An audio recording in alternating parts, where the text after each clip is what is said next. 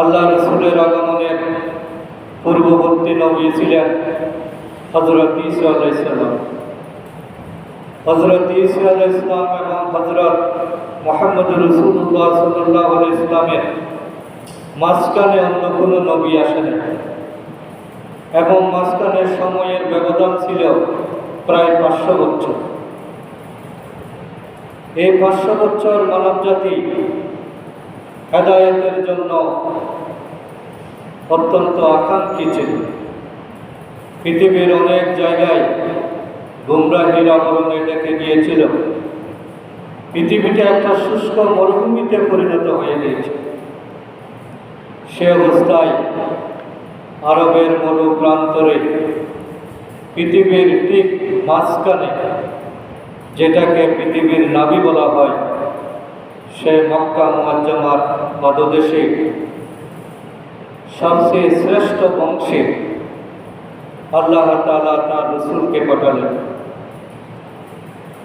এবং তার আগমনের অনেক মুজিজা আমরা ঐতিহাসিক বর্ণনার মধ্যে পাই যে তিনি যেদিন জন্মগ্রহণ করেন পারস্যের শিরকের যে অগ্নিকুণ্ড সেটা অটোমেটিক নিভে গিয়েছে। অনেক জায়গার মূর্তিগুলো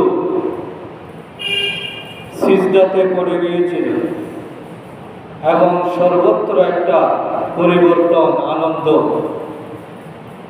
নতুন বার্তা, একটা সজীবতা, একটা প্রাণের উচ্ছ্বাস, একটা আনন্দের ধারা শুরু হয়ে গিয়েছে। রাসূল সাল্লাল্লাহু আলাইহি ওয়াসাল্লাম এভাবে আরবের প্রান্তরে তিনি আগমন করলেন। দীর্ঘ 40 বছর পর্যন্ত আল্লাহ তাআলা তাকে নবুয়ত দানের জন্য প্রস্তুত করলেন। আনুষ্ঠানিক ঘোষণা হয়েছে 40 বছরে গিয়ে, কিন্তু তিনি আসলে জন্ম থেকেই নবী। আল্লাহ তাআলা যাদেরকে নবুয়তের মর্যাদা দেন, রিসালাতের মর্যাদা দেন, তাদের গোটা জীবনটাই মানব জাতির জন্য হেদায়েত এবং রহমতের কারণ। এই জন্য আল্লাহ রসুলের জন্ম থেকে শুরু করে সব জায়গায় আমাদের জন্য রহমতের নিদর্শন রয়েছে, অনুসরণের বিষয় রয়েছে। রাসূল